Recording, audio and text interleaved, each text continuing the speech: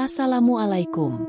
Selamat datang di channel Cerita Novika 2. Semoga hari ini teman-teman dalam keadaan sehat walafiat dan senantiasa diberikan kebahagiaan sepanjang hari. Budi menekan pedal gas mobilnya dengan santai. Malam ini, ia baru saja pulang dari sebuah pesta perayaan kantor. Beberapa gelas alkohol masih terasa di tenggorokannya, tetapi ia tidak mabuk. Setidaknya, itulah yang ia pikirkan. Jalanan sepi dan gelap, hanya diterangi oleh lampu jalan yang berkedip-kedip seperti hampir mati. Jam di dashboard mobilnya menunjukkan pukul 1.47 dini hari. Tidak ada kendaraan lain, tidak ada pejalan kaki. Hanya dirinya dan jalanan panjang yang terasa seperti tidak berujung. Namun, tiba-tiba, brak! Budi terkejut dan langsung menginjak rem. Mobilnya berhenti mendadak, dan tubuhnya hampir terhempas ke depan. "Apa barusan?" gumamnya dengan napas memburu. Jantungnya berdegup kencang, keringat dingin mulai mengalir di pelipisnya. Dengan tangan gemetar, ia menoleh ke kaca spion. Di belakang, di tengah jalan, tergeletak sesosok tubuh wanita. Tubuhnya tak bergerak, darah mulai menggenang di aspal. Budi membelalakan mata. "Tidak, ini tidak mungkin. Aku pasti salah lihat." Namun, tubuh itu tetap ada di sana. Dan di sekitar jalanan yang sunyi itu, tidak ada siapa-siapa. Dengan tangan masih gemetar, Budi membuka pintu mobil dan melangkah keluar. Udara malam terasa dingin menusuk, tetapi itu bukan karena cuaca. Itu karena ketakutan. Ia melangkah perlahan mendekati tubuh wanita itu. Semakin dekat, semakin jelas ia melihat. Wajah wanita itu tertutup rambut panjangnya yang berantakan. Tubuhnya terkulai lemas. Darah mengalir dari pelipisnya. Budi menelan ludah.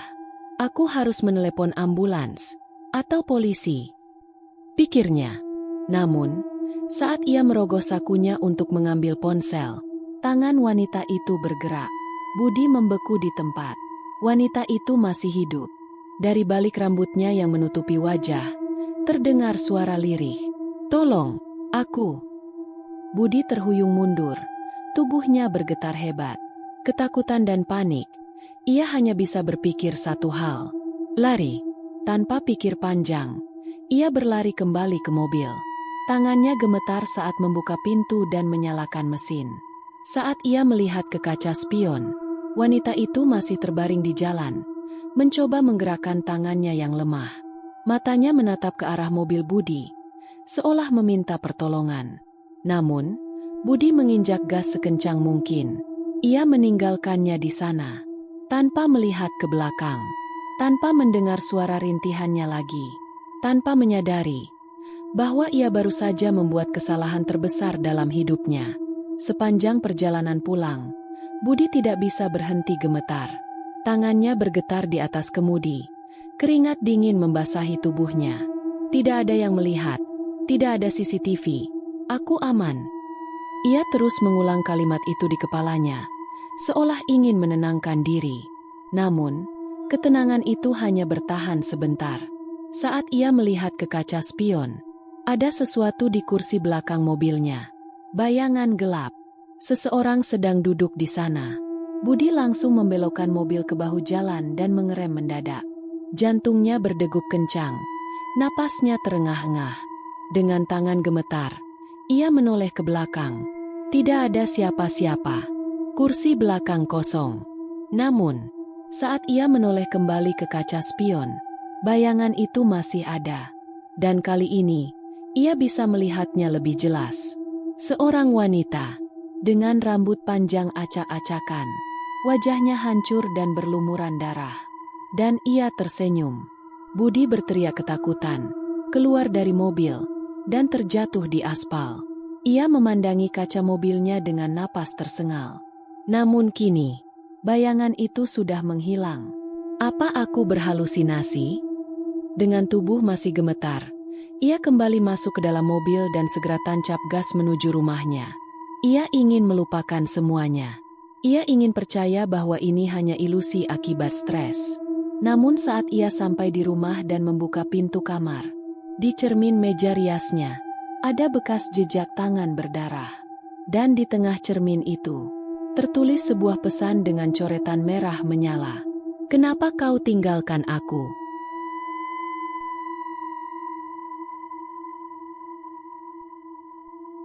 Sudah 3 hari berlalu sejak malam mengerikan itu. Namun, Budi masih tidak bisa tenang. Setiap kali ia menutup mata, ia terbayang wajah wanita itu. Tatapan kosongnya, darah yang mengalir dari pelipisnya, dan senyumannya di kaca spion. Ia tidak bisa tidur nyenyak sejak kejadian itu. Tapi malam ini, semuanya akan menjadi lebih buruk. Pukul 2.30 pagi. Budi terbangun tiba-tiba. Udara di kamarnya terasa lebih dingin dari biasanya. Ia melihat ke jam di ponselnya. Kenapa aku selalu bangun di jam yang sama? Namun sebelum ia sempat berpikir lebih jauh. Tok, tok, tok. Ketukan pelan namun jelas terdengar dari arah pintu rumahnya. Jantung Budi berdegup semakin cepat. Siapa yang mengetuk pintu di jam segini? Dengan napas tertahan, ia bangkit dari tempat tidur dan berjalan perlahan ke pintu. Tok, tok, tok. Ketukan itu terus berulang. Seolah-olah seseorang menunggu untuk dibukakan pintu. Budi menempelkan matanya ke lubang intip. Namun, tidak ada siapa-siapa di luar. Budi berdiri di depan pintu, kebingungan. Ketukan tadi terasa sangat nyata. Mungkinkah ada orang yang mengetuk lalu pergi? Namun, jalan di depan rumahnya sepi. Tidak ada suara kendaraan. Tidak ada suara langkah kaki menjauh. Hanya kesunyian mencekam. Dan tiba-tiba, Budi merasakan sesuatu. Udara di sekitarnya semakin dingin. Seperti ada seseorang yang berdiri sangat dekat dengannya. Namun, ia masih tidak bisa melihat siapapun. Budi menggelengkan kepala, mencoba mengabaikan rasa takutnya. Ia mengunci pintu kembali dan berjalan ke arah kamarnya. Namun saat ia melewati ruang tamu, ia melihat sesuatu yang membuat darahnya membeku. Di lantai kayu yang dingin, ada jejak kaki basah. Jejak itu bukan berasal dari pintu depan. Tidak ada tanda air di sekitar sana. Jejak kaki itu tiba-tiba muncul di tengah rumah. Dan yang lebih mengerikan, jejak itu mengarah langsung ke kamar tidurnya. Budi berdiri terpaku. Keringat dingin mulai mengalir di pelipisnya. Ia menelan ludah, mencoba mencari alasan logis. Mungkin aku lupa mengelap lantai. Mungkin ini air dari AC. Namun, saat ia melangkah lebih dekat, krek! Terdengar suara lantai kayu berderit dari dalam kamarnya. Seolah-olah ada seseorang di dalam. Budi ingin berlari keluar rumah. Namun, kakinya terasa berat. Dengan napas tertahan, ia menggenggam gagang pintu kamarnya dan mendorongnya perlahan. Pintu terbuka, dan di dalam kamar, semua terlihat normal. Namun ada satu hal yang berbeda. Selimutnya tersingkap, bantalnya sedikit bergeser. Seolah-olah seseorang baru saja tidur di sana. Budi merasa kakinya lemas. Ia berjalan perlahan ke arah kasurnya. Namun saat ia melihat ke cermin di meja rias, cermin itu penuh embun, seperti seseorang baru saja menghembuskan napas di atasnya. Dan di tengah embun itu, ada sebuah tulisan yang tercetak dengan jelas. Kenapa kau tinggalkan aku? Budi jatuh terduduk, tubuhnya gemetar hebat. Tangannya mencengkeram kepalanya, mencoba menyangkal apa yang ia lihat. Ini hanya halusinasiku, ini hanya rasa bersalah. Ini tidak nyata. Namun, saat ia menoleh ke tempat tidur, ia melihat sesuatu. Di bawah selimut yang berantakan, ada lekukan di kasur, seperti seseorang sedang tidur di sana. Budi nyaris berhenti bernapas. Namun sebelum ia bisa bergerak, selimut itu mulai bergerak sendiri. Budi menjerit dan berlari keluar dari kamar, menutup pintunya dengan keras. Dadanya naik turun. Napasnya tersengal. Namun, saat ia berpikir semuanya sudah berakhir, tok, tok, tok, ketukan di pintu kembali terdengar. Tapi kali ini, ketukan itu berasal dari dalam rumah, dari dalam kamarnya. Dan suara itu, semakin lama, semakin dekat.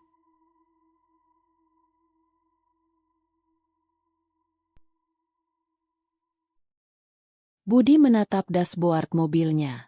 Waktu menunjukkan pukul 11.45 malam. Ia baru saja pulang dari kantor setelah lembur, mencoba mengalihkan pikirannya dari gangguan yang ia alami di rumah. Namun, seberapa jauh pun ia pergi, ia tahu sesuatu sedang mengikutinya. Jalanan terasa lebih sunyi dari biasanya. Lampu jalan berkedip-kedip, seolah ingin padam. Tidak ada mobil lain, tidak ada suara, hanya Budi dan jalanan kosong. Namun, saat ia melewati persimpangan, sesuatu muncul di kaca spion. Budi merasakan bulu kuduknya berdiri. Matanya tertuju pada kaca spion tengah. Di kursi belakang, ada seseorang yang duduk di sana. Seorang wanita dengan rambut panjang kusut. Wajahnya pucat, seperti tubuh yang telah lama mati. Dan matanya penuh dengan darah. Budi merasakan tenggorokannya tercekat. Tangannya bergetar di atas kemudi. Namun, ia mencoba meyakinkan dirinya. Ini hanya halusinasi. Aku hanya mengantuk. Dengan hati-hati, ia menoleh ke belakang. Namun, kursi belakang kosong. Tidak ada siapa-siapa. Namun saat ia kembali menatap kaca spion, wanita itu masih ada di sana. Dan kali ini, ia tersenyum. Budi langsung menginjak rem dengan keras. Brak! Mobilnya berhenti mendadak di tengah jalan. Dadanya berdegup kencang. Napasnya memburu. Dengan tangan gemetar, ia menoleh ke belakang lagi. Masih kosong. Namun saat ia kembali menghadap ke depan, tiba-tiba, wanita itu berdiri di depan mobilnya. Dengan mata melotot, mulutnya terbuka lebar seakan menjerit tanpa suara. Budi berteriak sekencang mungkin. Namun sebelum ia bisa melakukan apapun, wanita itu lenyap. Hanya meninggalkan bekas tapak kaki basah di kap mobilnya. Dengan tangan gemetar, Budi mencoba mengatur napasnya. Aku tidak gila. Aku tidak gila.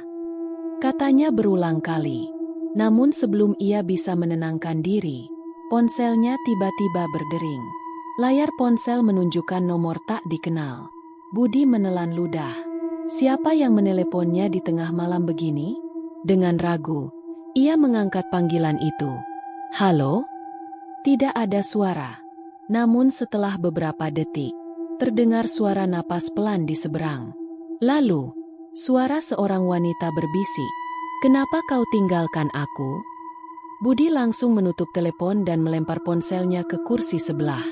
Ini tidak nyata. Ini hanya rasa bersalah, katanya dalam hati. Namun saat ia melihat ke kaca jendela mobil, ia melihat bayangan seseorang di luar, tepat di samping mobilnya. Sosok itu berdiri diam di sana. Ia tidak bisa melihat wajahnya. Namun rambut panjangnya jatuh menutupi tubuhnya yang gemetar. Wanita itu berdiri tepat di luar mobilnya. Budi ingin menekan pedal gas dan segera pergi. Namun tubuhnya terasa kaku. Tangannya bergetar di atas setir. Ia mencoba mengabaikan bayangan itu. Namun, saat ia melihat ke kaca spion sekali lagi, wanita itu kini ada di dalam mobilnya. Duduk di kursi belakang. Tersenyum. Dengan jeritan panik, Budi menekan gas sekuat tenaga. Mobilnya melaju kencang di jalanan kosong. Ia tidak peduli dengan batas kecepatan. Ia hanya ingin menjauh dari tempat ini. Namun, tidak peduli seberapa cepat ia berkendara. Saat ia melihat ke kaca spion, wanita itu masih duduk di sana. Matanya tidak berkedip, dan bibirnya yang pucat terus membentuk senyuman mengerikan. Seakan menikmati ketakutan Budi. Setelah berkendara selama beberapa menit, Budi akhirnya menepi di pinggir jalan. Ia mengatur napasnya yang tersengal-sengal. Ia tidak bisa terus seperti ini. Ia harus mengakhiri semua ini. Dengan tangan gemetar, ia mengambil ponselnya dan mencari berita tentang kecelakaan malam itu. Dan saat ia menemukannya, jantungnya hampir berhenti. Di layar ponselnya, terdapat foto wanita yang ia tabrak. Namun yang membuatnya merinding, di belakang wanita itu, ada sesuatu. Sebuah bayangan hitam yang samar-samar berdiri di belakangnya. Sesuatu yang lebih dari sekadar arwah penasaran. Budi menelan ludah. Ia berpikir bahwa wanita itu hanya ingin balas dendam. Namun kini, ia mulai menyadari sesuatu yang lebih mengerikan. Mungkin, wanita itu juga merupakan korban. Mungkin, ada sesuatu yang lebih besar di balik semua ini. Dan mungkin, ia bukan satu-satunya yang dihantui. Malam itu, Budi duduk di sofa dengan wajah lesu. Ia sudah terlalu lelah untuk ketakutan. Selama seminggu terakhir, tidurnya hanya bertahan beberapa jam sebelum diganggu mimpi buruk. Ia menyalakan televisi, berharap sedikit hiburan bisa menenangkan pikirannya. Namun, gambar di layar tiba-tiba berubah. Saluran yang sebelumnya menayangkan berita, mendadak menampilkan rekaman jalanan sepi. Jalanan yang sangat familiar. Budi mengerutkan kening. Bukankah ini jalan tempat aku? Tiba-tiba, gambar di layar bergerak sendiri, seolah ada kamera yang merekam sesuatu. Dan kemudian, brak, terdengar suara benturan keras. Di layar, terlihat tubuh seorang wanita tergeletak di jalan, tubuhnya berlumuran darah. Malam itu, kecelakaan itu, Budi menatap layar televisi dengan tubuh membeku. Ia ingin mematikan televisi itu, namun remote di tangannya tidak berfungsi. Dan kemudian, wanita di layar perlahan mengangkat kepalanya. Matanya mengarah lurus ke arah Budi, dan bibirnya yang berlumuran darah terbuka sedikit. "Kenapa kau tinggalkan aku?" Budi mencabut kabel televisi dari stop kontak. Layar televisi langsung padam. Dadanya naik turun, napasnya tersengal. Namun, sebelum ia bisa menenangkan diri, dering telepon tiba-tiba terdengar. Budi menoleh dengan ekspresi ngeri. Siapa yang menelepon tengah malam begini? Dengan tangan gemetar, ia mengangkat gagang telepon. "Halo?" Awalnya, tidak ada suara. Namun setelah beberapa detik, terdengar suara tangisan pelan. Suara seorang wanita. Tangisan itu terus berlanjut, terdengar menyedihkan. Halo? Siapa ini?" Budi bertanya dengan suara bergetar. Namun tangisan itu semakin keras. Hingga akhirnya, suara itu berubah menjadi jeritan mengerikan. "Kenapa kau tinggalkan aku?" Budi langsung melempar gagang telepon ke lantai. Tangannya gemetar hebat. Namun, meskipun telepon sudah terjatuh, dari gagangnya masih terdengar suara isak tangis yang lirih. Budi tidak bisa lagi bertahan di rumahnya. Ia mengunci pintu kamar dan mencoba tidur, berharap semuanya hanya ilusi akibat stres. Namun, ia bermimpi. Ia berada di jalanan yang sepi. Jalanan yang sama, tempat kecelakaan itu terjadi. Ia melihat tubuh wanita itu masih tergeletak di aspal, berlumuran darah. Namun kali ini, ia melihat dirinya sendiri berdiri di seberang jalan. Diri Budi yang lain terlihat diam, menatap tubuh wanita itu tanpa ekspresi. Dan tiba-tiba, diri Budi yang lain menoleh ke arahnya. Ia tersenyum samar, dengan mata kosong dan wajah pucat seperti mayat. Lalu ia berbisik, "Sekarang, giliranmu." Budi terbangun dengan teriakan keras. Keringat dingin membasahi tubuhnya. Namun saat ia melihat ke bawah, di lantai kamar, ada bekas jejak kaki basah.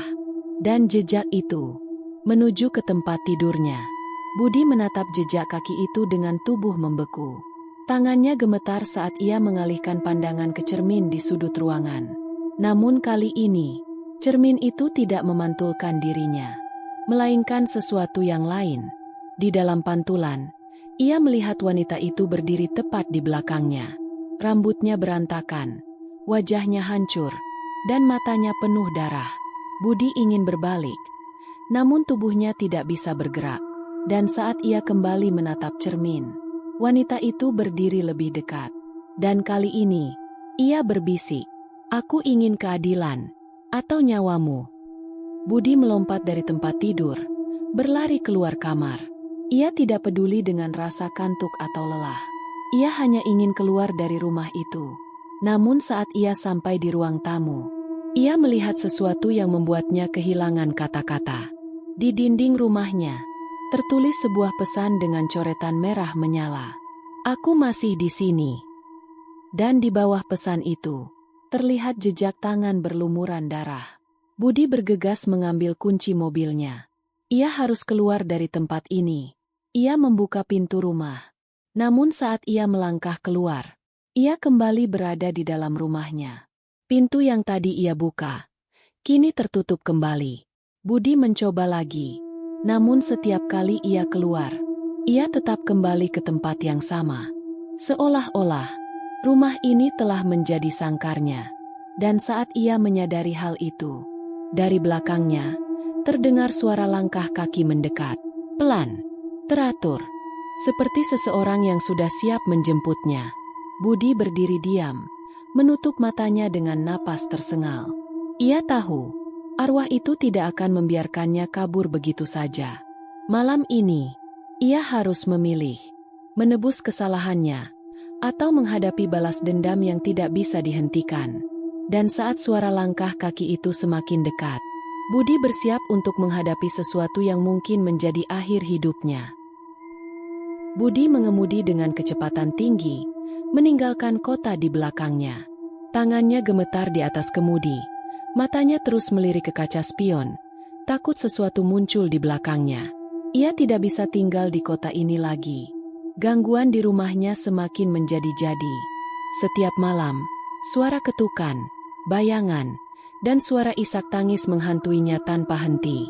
Kini, ia punya satu pilihan, kabur sejauh mungkin. Ia menuju sebuah kota kecil di pinggiran, memesan kamar hotel untuk bermalam. Di pikirannya, jika ia pergi cukup jauh, arwah itu akan meninggalkannya. Namun, ia salah besar. Budi membuka pintu kamar hotel dan masuk dengan napas masih memburu. Kamar itu sederhana, hanya ada ranjang, meja kecil, televisi tua, dan kamar mandi kecil dengan cermin besar. Aku aman di sini. Ia meyakinkan dirinya sendiri. Setelah mandi air panas untuk menenangkan diri, ia merebahkan tubuhnya di kasur. Namun sebelum ia bisa tidur, krek, krek. Budi mendengar suara aneh dari kamar mandi. Seperti sesuatu yang sedang menggores kaca. Dengan napas tertahan, ia bangun dari tempat tidur dan berjalan ke arah kamar mandi. Perlahan, ia menyalakan lampu. Namun saat ia menatap ke cermin, darahnya membeku. Di permukaan cermin, tertulis dengan goresan kasar. "Kenapa kau tinggalkan aku?" Budi mundur dengan tubuh gemetar. Ia menoleh ke belakang. Kamar hotelnya kosong. Tidak ada siapa-siapa. Namun saat ia kembali menatap cermin, di dalam pantulan, ada seseorang berdiri di belakangnya. Seorang wanita dengan wajah hancur, tersenyum. Budi menjerit sekencang mungkin. Dengan panik, Budi menarik selimutnya dan bersembunyi di dalam kasur. Ini tidak nyata. Ini hanya stres. Ini hanya mimpi buruk. Namun, saat ia hampir tertidur, tiba-tiba, udara di dalam kamar menjadi lebih dingin. Ia merasakan sesuatu yang berat menindih dadanya. Dan saat ia membuka matanya, ia melihat wajah wanita itu tepat di atasnya. Matanya berlumuran darah. Mulutnya terbuka lebar seolah ingin menjerit. Dan kemudian, dengan suara serak, ia berbisik pelan di telinga Budi. "Aku sudah menemukanmu." Budi berusaha berteriak, namun suaranya tercekat di tenggorokan. Ia mencoba menggerakkan tubuhnya, tetapi tidak bisa. Ia mengalami sleep paralisis, atau mungkin sesuatu yang lebih buruk. Matanya bergerak ke arah ujung tempat tidur. Dan di sana, wanita itu berdiri diam, tersenyum. Namun kali ini, ia tidak sendirian. Ada sosok lain, sebuah bayangan hitam yang lebih besar, berdiri di belakangnya. Bayangan itu memegang kepala wanita itu, seolah mengendalikan tubuhnya. Dan dengan suara mengerikan, bayangan itu berbisik, "Kau bisa lari, tapi kau tidak bisa bersembunyi." Budi terbangun dengan tubuh menggigil. Ia melihat sekeliling. Kamar hotelnya masih sama, sepi dan sunyi. Namun, saat ia melihat ke kaca, ada bekas tangan berdarah di cermin. Ia tidak bisa tinggal di sini lebih lama. Ia harus mencari tahu kenapa semua ini terjadi. Ia harus mencari tahu siapa sebenarnya wanita yang ia tabrak malam itu. Karena kini, ia tahu satu hal. Ia bukan hanya dihantui oleh arwah wanita itu. Ada sesuatu yang lebih gelap, lebih kuat, yang mengikutinya. Dengan tekad kuat, Budi memutuskan untuk kembali ke lokasi kecelakaan. Ia ingin menemukan informasi tentang korban yang ia tinggalkan malam itu. Dengan tangan gemetar, ia mencari berita di internet. Dan saat ia menemukan nama wanita itu, jantungnya hampir berhenti.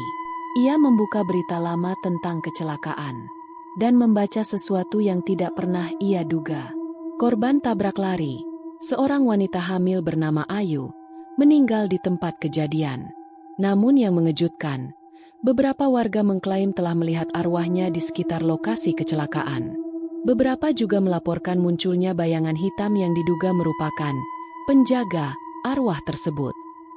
Bayangan hitam? Budi mengulang dalam hati. Dan saat ia melihat kembali ke kaca spion mobilnya, di kursi belakang, wanita itu kembali duduk di sana. Namun kali ini, ia tidak tersenyum.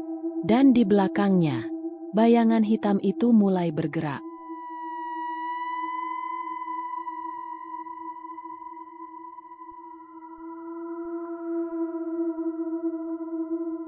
Budi duduk di dalam mobilnya dengan wajah pucat. Tangannya gemetar di atas kemudi. Ia tahu bahwa tidak ada gunanya lagi kabur. Arwah Ayu tetap mengikutinya kemanapun ia pergi. Dan kini, ia sadar, satu-satunya cara untuk mengakhiri semua ini adalah mencari tahu kebenaran. Dengan napas berat, ia mengambil ponselnya dan mencari berita tentang kecelakaan yang terjadi malam itu. Korban tabrak lari ditemukan tewas. Pelaku masih belum diketahui. Matanya tertuju pada sebuah foto yang terpampang di artikel itu. Seorang wanita muda, berambut panjang, tersenyum lembut dalam foto itu. Ayu. Budi membaca lebih lanjut. Korban adalah seorang wanita bernama Ayu, 27. Seorang ibu muda yang sedang dalam perjalanan pulang malam itu. Namun, yang paling mengejutkan adalah fakta bahwa ia sedang mengandung 3 bulan saat kejadian terjadi. Dokter memastikan bahwa tidak hanya Ayu yang tewas, tetapi juga bayi dalam kandungannya. Jantung Budi seakan berhenti berdetak. Tangannya mencengkeram layar ponselnya dengan erat. Dia hamil. Kini semuanya masuk akal. Ayu tidak hanya kehilangan nyawanya, tetapi juga kehilangan anaknya. Dan ia tahu, arwah seorang ibu yang meninggal dengan cara tragis, apalagi dalam keadaan mengandung, akan memiliki dendam yang jauh lebih kuat. Dengan perasaan campur aduk, Budi memutuskan untuk mencari tahu lebih dalam tentang Ayu. Melalui pencarian di internet, ia menemukan alamat rumah Ayu, sebuah rumah kecil di pinggiran kota. Dengan hati-hati, ia mengarahkan mobilnya ke sana. Setelah beberapa menit, ia berhenti di depan sebuah rumah sederhana yang terlihat kosong. Halaman depan penuh dengan daun kering, seolah tidak ada yang merawatnya. Dan saat ia mendekati pagar, seorang wanita tua muncul dari dalam rumah. "Siapa kamu?" tanyanya dengan suara berat. Budi menelan ludah. "Bu, apakah Anda keluarga dari Ayu?"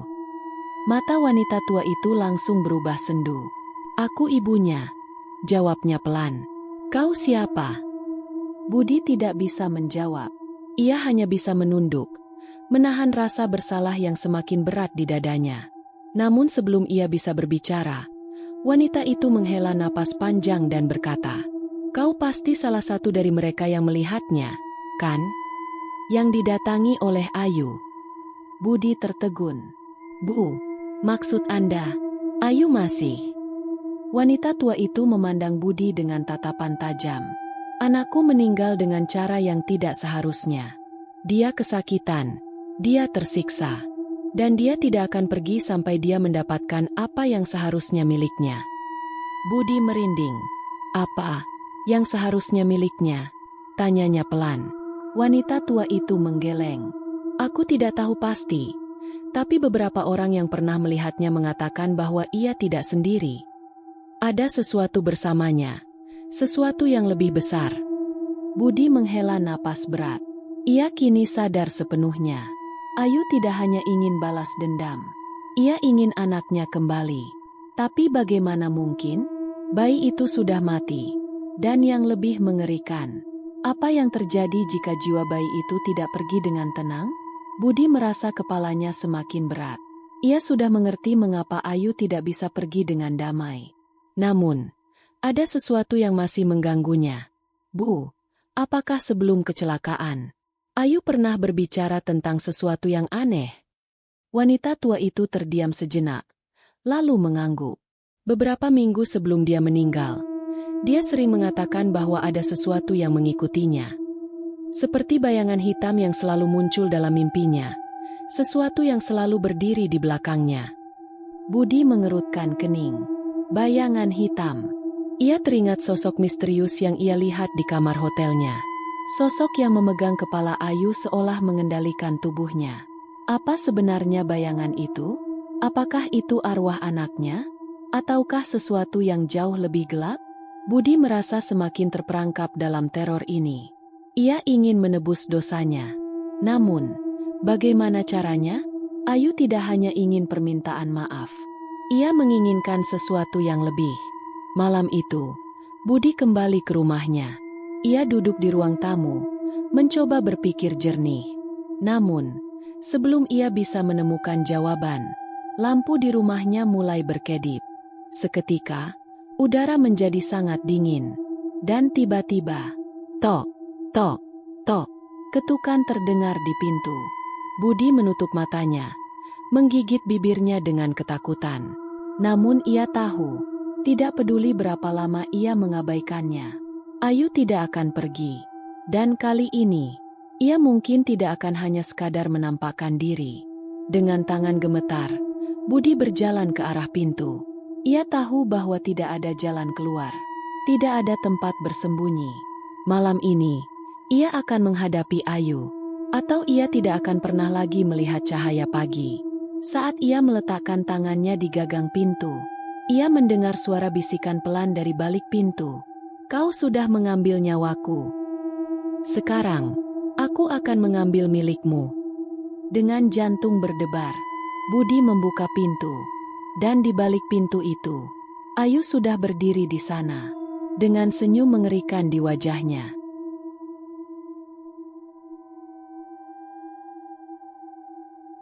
Budi duduk di bangku kayu di kantor polisi. Wajahnya tampak pucat dan kusut. Tangannya gemetar. Keringat dingin mengalir di pelipisnya. Di hadapannya, seorang polisi menatapnya dengan bingung. Saudara mengaku telah melakukan tabrak lari? Mengapa baru sekarang? Budi menunduk, menggigit bibirnya. Bagaimana mungkin ia menjelaskan bahwa ia dihantui oleh arwah wanita yang ia tinggalkan? Bagaimana mungkin ia mengatakan bahwa ia melihatnya setiap malam, berdiri di ujung tempat tidurnya? Dengan suara serak, ia hanya bisa berbisik, "Saya ingin menebus kesalahan saya." Polisi itu menghela napas panjang. "Kami akan menyelidikinya. Anda akan dimintai keterangan lebih lanjut. Untuk saat ini, silakan pulang." Pulang? Ke rumah itu? Ke tempat di mana Ayu masih menunggunya? Budi ingin menolak, tetapi ia tahu, tidak ada tempat yang benar-benar aman baginya. Jadi, dengan tubuh lemas dan hati penuh ketakutan, ia melangkah keluar dari kantor polisi dan kembali ke rumahnya. Budi menutup pintu rumahnya, mengunci semua jendela, dan mencoba menenangkan diri. Namun, tidak ada lagi ketenangan. Udara di rumahnya terasa lebih dingin dari biasanya. Sesuatu menunggunya. Malam semakin larut, dan rasa kantuk mulai menyerang. Ia tidak ingin tidur, tetapi tubuhnya terlalu lelah. Namun sebelum ia bisa terlelap, tok, tok, tok, ketukan di pintu. Budi langsung terbangun, tubuhnya menegang. Ia tahu siapa yang mengetuk. Dengan napas tertahan, ia mengambil pisau dari meja dapur dan berjalan menuju pintu.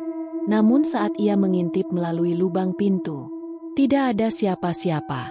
Namun, ketukan itu kini terdengar dari dalam rumahnya.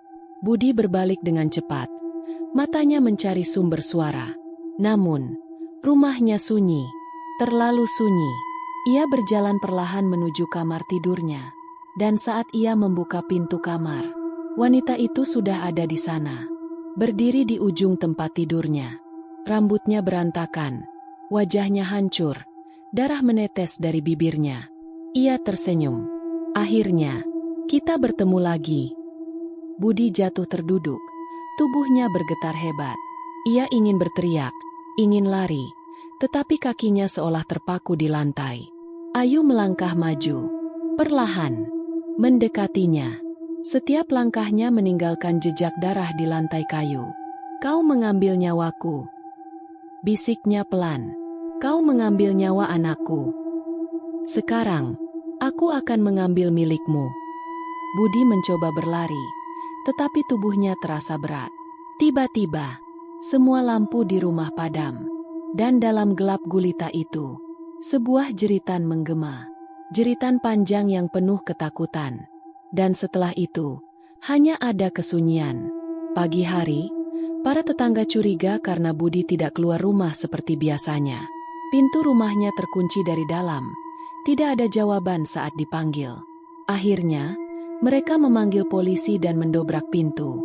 Apa yang mereka temukan di dalam tidak akan pernah mereka lupakan. Di dalam kamar, Budi ditemukan tergeletak di lantai. Matanya terbuka lebar. Wajahnya membeku dalam ekspresi ketakutan yang luar biasa.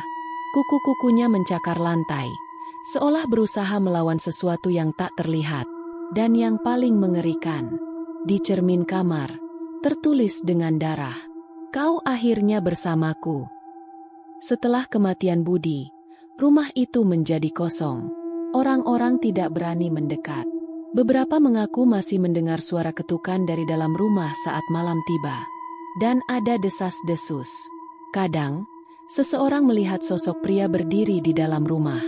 Namun kini, pria itu bukan lagi Budi. Dan suatu malam, seorang warga melihat sesuatu yang lebih menyeramkan. Di jendela rumah itu, ada dua bayangan. Satu wanita berambut panjang, dan satu lagi, bayangan kecil, seperti seorang anak, dan mereka tersenyum.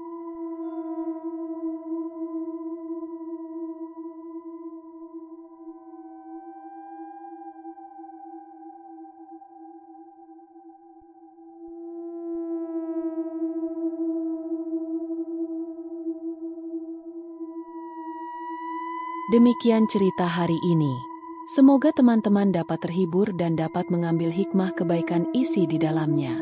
Jangan lupa juga bagikan cerita ini kepada teman-teman yang lain agar mereka juga bisa mendapatkan hiburan yang sama. Mohon maaf apabila ada kesalahan kata dan ucapan kami dalam membacakan cerita ini. Terima kasih dan wassalamualaikum.